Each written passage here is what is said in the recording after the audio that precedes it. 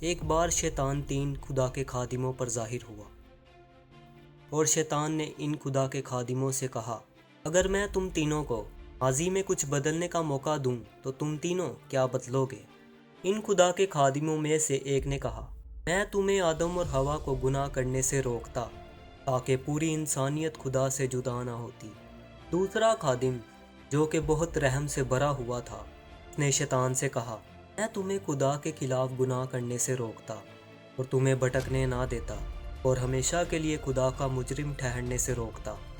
تیسرے اس خدا کے خادم نے اس آزمائش کا جواب نہ دیا، بلکہ اس نے اپنے گھٹنے ٹیک دیے اور اپنا سر جھکا کر دعا کی، اے خدا مجھے اس آزمائش سے بچا، کیونکہ مجھے نہیں پتا کہ کیا بولنا ہے اور کیا نہیں۔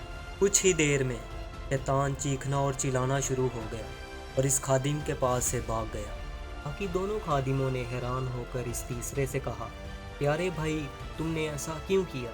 تیسرے خادم نے جواب دیا، پہلی بات یہ کہ ہمیں دشمن ابلیس سے بات نہیں کرنی، دوسری بات یہ ہے کہ خدا کے سوا کوئی بھی ماضی کو بدل نہیں سکتا، تیسری بات یہ کہ شیطان کا مفاد ہماری خوبی ثابت کرنا نہیں ہے، بلکہ ہمیں ہمارے ماضی کے حالاتوں میں پھنسانا ہے تاکہ ہم حالیہ دور کو نظر انداز کر دیں۔ ہماری آزمائش ہی ایک ایسا وقت ہے جب خدا کا فضل ہماری زندگیوں میں جاری ہوتا ہے، اور جب ہم خدا کی مرضی کو جان لیتے ہیں تو یہ آزمائش ٹل جاتی ہے۔